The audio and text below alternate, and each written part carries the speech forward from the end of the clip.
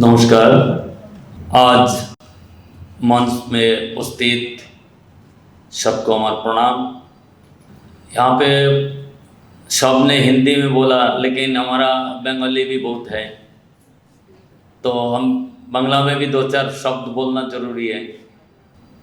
আমার পরিচয়, আমি দিল্লিতে সেটেল, নজরগড়ে থাকি। ছোট্ট একটা ঘর আমার ঘরে কমসে কম কিছু না হলো 30টা টবে আমার গাছ লাগানো আছে। গ্রামের বাড়িতেও তাই, বাড়িতে রৌদ্র আসে না, সমস্ত গাছ।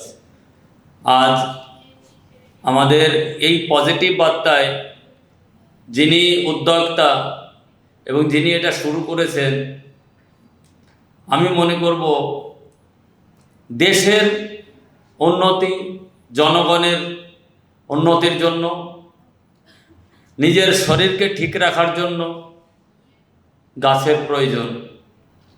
কারণ আমি জানি, যেমন তুলসী গাছে 24 ঘন্টা অক্সিজেন আমাদের দিতে থাকে। তাহলে এই গাছগুলো আমাদের প্রত্যেকের বাড়িতে লাগানো দরকার।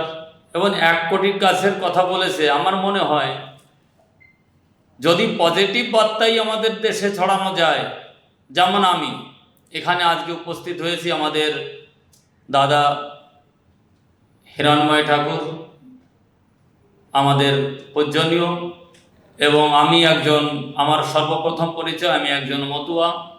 আমাদের এই পজিটিভ বার্তা থেকে একটা শিক্ষণীয় দরকার। একজন মানুষ 1 কোটি গাছ লাগানোর পরিকল্পনা নিয়েছে, তা আমি যদি আমার প্রচেষ্টায় আমি 2 জনকে বলতে পারি যে তুমি 10টা গাছ লাগানোর চেষ্টা করো,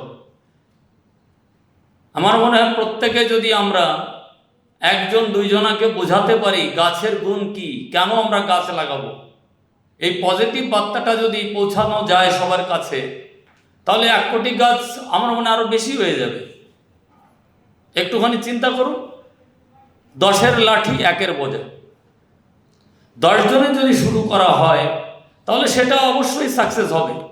কারণ একা একা 10 জনের কাছে যেতে হবে, আর 10 জন যদি 1 জনকে করে বলে, তাহলে কতজন হচ্ছে?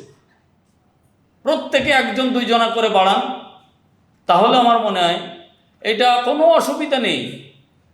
1 কোটি বলেছে আমাদের এই পজিটিভ বার্তার যিনি মেন উদ্যোক্তা, আমাদের মনে আরো বেশি হয়ে যেতে পারে।